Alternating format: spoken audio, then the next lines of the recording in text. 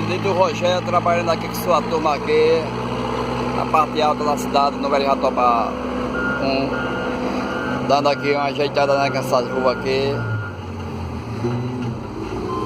para fazer o novo calçamento aqui. A turma aqui ninguém para não, meu amigo, a gente trabalha, você vê aí, e a gente não para não aqui. Sempre tem alguma coisa pra gente fazer.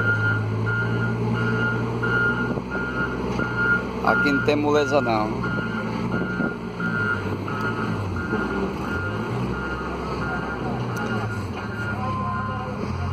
Estamos aqui na parte alta da cidade aqui, Velho Jatobá 1, aqui no novo começo do calçamento aqui, que vai ser implantado aqui no Velho Jatobá 1.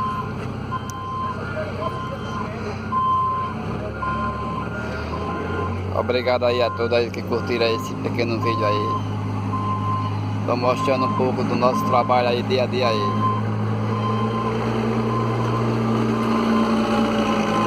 São Miguel dos Campos, Alagoas aqui. Na cidade de São Miguel aqui.